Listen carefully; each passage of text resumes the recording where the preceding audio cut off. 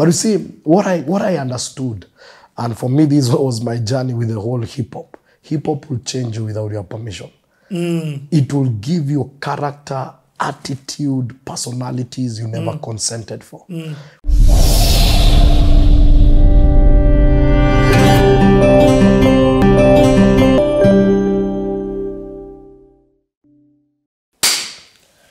Imeenda. This is a good CTA. I love the lessons. I love the story. I love the narrative. I love the delivery. I love everything about it. So Mr. T, pali tumefika. MC chef. MC chief chef. That's where you are at in this story right now. So pali tumefika kwa hii story. Your dad has come. And told the teachers, it's now when you're entering Form 3. It sounds like now this is when I'm entering to Form 3. Oh, Form 3, yeah. Your dad has told the headmaster, I would check on this guy. Yeah. Which I was saying is just amazing that he, in retrospect, I'm sure you look at it and you're grateful. Yeah, of course. Later I'll share after, because we were not very tight with my dad. I mentioned him a lot, but all you need to understand is that we became tight after campus. Okay. When I saw the results of what he was investing in. Literally in the process, I thought I'm saying mtiaji. This guy is not understanding. He's intercepting my teenagehood. And, I want to do this thing. My vision and dreams. Yes, my vision and dreams. At that time, I'll look at these, the Source magazine, and you're seeing these guys balling, rolling because of music. I'm in my own fantasy world. There's a lot of endorsement from the young people, the colleagues in school. They're like, hey, boss, you've already made it. That's the time now when Kenyan music was coming to the scene. Capital FM was giving airtime, playing local especially. Yes. And so there was a lot of hope and feeling like, that's it. And at the same time, the music industry grew so fast in Kenya that now we had real-time celebrities. Like from their dress code, their lifestyle, you look at them and feel this is a life. Remember that time Timbaland ilikuwa kata osaba. Ukona kutamsani local amekudumia Timbaland ya blue. Unashindo man. So the showbiz was really growing. And anyone who looked at the showbiz at that time, it was a very big enterprise and a very prospective. But again, the standards were very high. Yep. It was not for mediocre. The studios were not Bamboo. Yes. Wakina Kalamashaka. Ungesikiza Keishaka, Bamboo, skizi akina Red Sun, akina Googs at that time. Yep. Guys will come up and you're like, whoa, these are guys who've done their stuff. So me, I grew in that circle and I knew that's it in Form 3. I was a little bit settled. So what happens? When you say the headmaster checks on you? What was hard on you? What does that mean? I remember there's one time he came to class and he found guys making noise and he called me out alone. Na kanichapa nikasukumakia kumwambia si haikuwa monologue. It was a dialogue. Someone else was talking to me, Then he told me, your dad told me to put my eyes on you. I said, Kwisha. Wow. So I felt like this guy, is so hard on me. So the fear again instilled. Yeah, the fear. Hiyo time nilikuwa na afro. Juu, unakumbuka hiyo time ndo ilikuwa nafikiria kina exhibit. Kuna hiyo afro, then unasuka. So nilikuwa nimeka kiafro. And I was so slim. Ulikuwa na ka lollipop. Then afro. Alafu nywele zetu ni zile umeaka moto. So the hair is not coordinating. But you see, what I understood, and for me this was my journey with the whole hip-hop. Hip-hop will change you without your permission. It will give you character, attitude, personalities you never consented for. Because at that time now, the concept, especially to pack music, was more on thug life. And this thug life is the concept of being rebellious, being anti-system. Utakuta umesaga, hata kuna mtu amekwambia usaga. Kitu tu inakwambia ndio thug life. Some of us hata tulikuwa tumeanza kuinua chuma. Unajua, and we were so thin. Mago unajua nini? Ni masos gani? But it's the hip-hop culture, wearing baggy clothes, umevaa jacket na kuna jua. But wewe tu kwa kichwa yako unajua hii ndio hip-hop. Durag.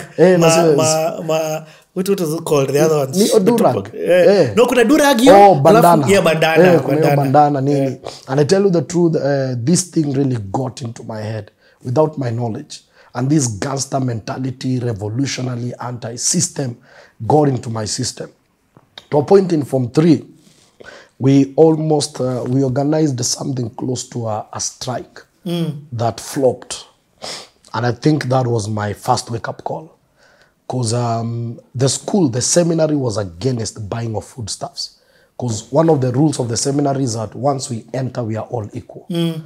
And what happens is that no foodstuffs, we eat what the school provides. Because if you come from a privileged home, you can come with a lot more. Yes, so they didn't have a canteen. So that we eat what the school provides. And that was standard.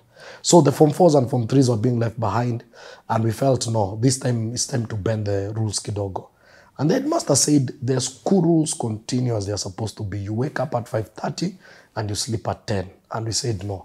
Because the classes were running from 8 to 6. No games, no nothing. So after our mass, evening prayers, we told the Form 1s and Form 2s to go to class. Because we were closing the next day. And we had a baraza. And the Form 4s spoke. But I was the only Form 3 who spoke. I was influential. So I was the only one who spoke on behalf of the Form 3s. There was a young man we used to call him Muhenga. Muhenga, the reason why he was called Muhenga is because he had stayed in school. He was old. He was around 24 years. What? But he was back. And he kama alidiva. Alafu akarudi. Oh. And the man was a linguistic. The PLO, the guy will talk and the next thing you're throwing stones. And it was during the time when guys were burning schools, and it was a serious case of Kianguli boys where they burned down a school and some students died.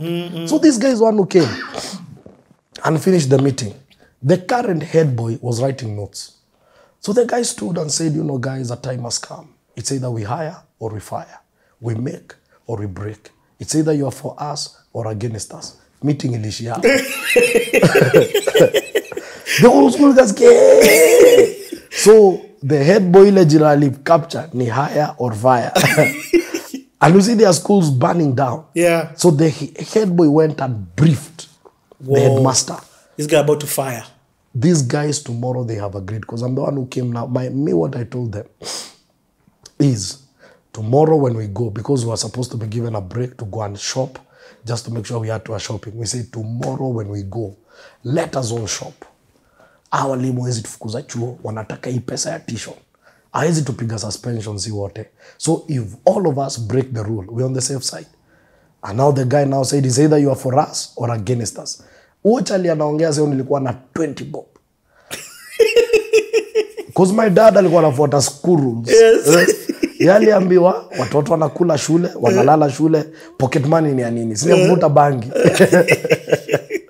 So the little money I used to get is what my mom used to give me. Yeah. But my dad was a good... Stickler of the rules. Wanasema, si hapa tunaona tumeambiwa tusiwachie pesa. Why you... Swini ya bangi, So I had 20 bob. And I'm the one inciting the guys. And we walked out of school. Singing Oh When the Saints Go Marching In. Because it was a Catholic school. And I remember we got to Molo Town. The only thing I could afford was Juicy Cola. So I bought 2 Juicy Cola. Juicy Cola was like a sachet with some chemicals that if you dilute the chemical, you get 2 liters of juice. It was kama ino. Yeah. 2 liters? Yes. Yogdu ilikuanga hivyo. So ukieka tu ka drop kidogo kwa uji, unaona science uji inakuwa red. Inakuwa tamu. So I used to buy it just to spice the uji or sometimes to generate that. So mimi nikanunua 2. Jumoja ilikuwa 10 bob. Na nikieka kwa mfuko. I was the first one to arrive in school. And I found teachers in every area. So when the students came, were gathered in one space. And they asked if anyone has bought anything edible. Move on this side. Everybody. So there was a crisis meeting. And in that crisis meeting, they felt we are not in charge. It looks like there are students who speak to these students. So we were secluded. And now for us, our case was either expansion or suspension. Because, this is mass violation. And I was part of the team. It was expelled. We're around 6 of us. They're suspended. The only thing is that I didn't have a record of any suspensions or any record previously with the discipline office. Not that I was a very good boy, but I was playing safe. Yes. And now this time I was caught. But now there's a guy, this guy I'll never forget him. There's a guy who got to the headmaster's office. Na vile aliingia, akatoka akiwa amenirushia mkono akaniambia mimi nimemwambia nataka kunifukuza nifukuze apeleke huko.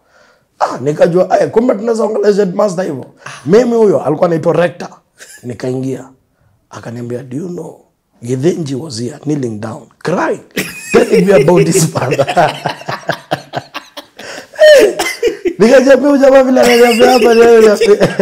Jamaa kidogo America nikamwambia you don't know my dad. So because of that, those of us who are humble, and this guy alikuwa kutuseti. Yes. So there's a guy literally who went and insulted the rector. He was expelled. Yeah. Because 2 guys were expelled and 4 of us were suspended. You were suspended? Yes. Wow. And I remember when I was going for the suspension is when I got my bag, and my chemistry teacher came and asked me, "Sasa jumejifanya Dedan Kimathi, when you freedom fighter." Angalia watu napigania. And I saw my colleagues reading. And no one was focused. Akaniuliza, kuna mtu ana strike juu naenda nyumbani. Unaona utaenda nyumbani peke yako na ujinga yako na urudi hapo utakuta alisoma 2 weeks you can't catch up with these guys. And I think that thing sank. Whoa. So the worst part is when I landed home. My dad, when I landed home once I knew ni kubaya, and the first person I met was my dad. Akaniuliza nini imehappen, and alikuwa amenilipia wa kwanza hiyo t-shirt. Kaambia tumefukuzwa, akaniuliza mfukuzwa nani? Akaniuliza see one guy here. So my dad went off. He didn't talk. So I was waiting for this guy that nichape tumalizane. I tell you, my dad played reverse psychology. For the 2 weeks I was at home. Alinyamaza tu. Alinyamaza. So I didn't know what was going on in his head. So mimi nasikia si ubonge, so nizushie. So hata tukipitana nilikuwa ngaturada. Atirusha ngumi tu niko.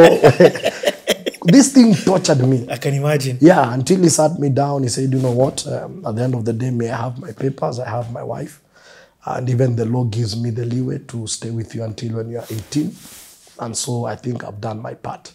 And he said, I don't think kuna mtu umekosea hapa. Go and reconcile with yourself. The only person you have offended is you. Wow. I think you don't love yourself. You go and reconcile with yourself. Make peace with self. That was the deepest. Bro, your dad told you that? Yes, that was the deepest conversation we ever had. He didn't beat, but I tell you, those words zilikat deep.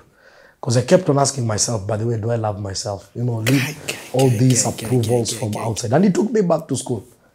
And of course, I was caned in his presence. Na akarudi hata kunichapa yeye alisema tu, you know, tumeongea na kijana. In fact, he was on my side.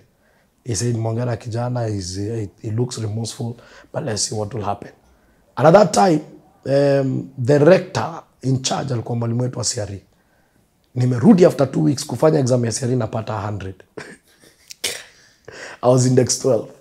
So I was a performer, but that suspension affected my academics because I moved from an A student and now nikaanza kuwa C huko, and I knew my potential.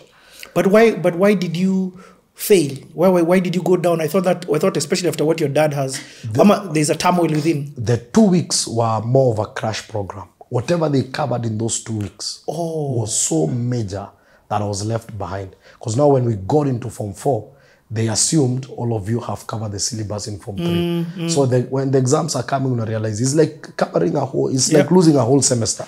And now you're in another semester which is connected to another semester. So it was major. And then my attitude in Form 4 was so bad. Because in the same Form 3, again, they were electing head boys and all that. And they said, you know, these are the regulations. We need someone who is not suspended, someone who is good. The whole school voted for me.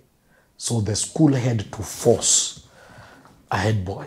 Now there it was hard for me to be the people's head boy. So the school voted for you. Yes. But the school was like, no. The rules and regulations say this guy suspension, has been suspended. Yeah. You don't qualify. Yeah, this guy cannot be the head boy. Still the leadership was there. Influence was there. Mobilization was there. But at the end of the day, it was all geared towards the negative energy. And then on top of that, your grades have started going down. Yes, my grades now are going down. For first term, I was very busy with the drama festival. I remember I was even the best narrator. I brought around 4 certificates to school. And hapo kuna boy akaniuliza, boss, ile certificate itaandikwa jina yako itakuwaje? Second term nikakuwa scout because I was not very good with games. Nikakuwa scout na nikawa cheza volleyball. So you know, when all the teams lose and you only have one team, it means that team, you can't leave the scouts. Because I was a scout, I was a first aider. So you must go. Hata kama ni watu wa badminton. Uko hapo wewe ni first aider. And that time I'm in Form 4. And then now that time was my wake-up call. And I tell you, I took that time to read. And through the reading, I think I got a B+, which again was not very good for me too. It was a 66 B+ points instead of 68. And uni, they needed 68 points. Oh. So now I've cleared school. My dad is very happy. I've gotten a B+. But you're telling me that strike changed your life? Yeah, that decision that you did in that... Yeah, personally, I think I was an A- student. That thing really interfered with my grades. I literally had to work so hard to catch up. So, because I knew my potential. You know, everyone knows what they carry. I knew my abilities, I knew my potentials. Because things like physics, chemistry, nilikuja tu nikaingia directly D. Not that I was very smart, but at least I knew I was an average. Being in X12, and this was a school that used to take guys to uni seriously. And I think I was around number 20-something, or I was around number 20-something. So I didn't even maintain my index, because all the people who are that category, most of them had A- and A's. Okay, so you get your B-. B+. Sorry, B+. Yes, but you know, back in the day, and this is 2000. Yeah. Now this is 2000. 2004, 2005 there. Those days, yeah. No. What? When do you finish? So I cleared in 2004. Oh, this 2004? Yes. Yeah, okay. Those were the days you had to wait for 2 years to go to uni. So I cleared 2004. I have my B+. You were saying back in the day an A was an A. Yes, those days, but now if you got an A, it was an A. No, nowadays, everyone is passing. But those days, you had to work for your grades. Because imagine you have a B+ of 66 points, and still that B+ cannot take you to uni. So, one, I was very excited, but secondly, I was very disappointed. Because my end goal was to end up in uni.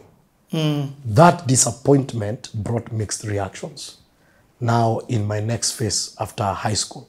Okay. Because now, remember, now I've cleared, my dad is happy, I have a B+, but we come with my dad to Nairobi University, and we are told they're only taking 68 and above. You're 2 points down. So both of us are discouraged, but my dad is very happy that I gave him a B+.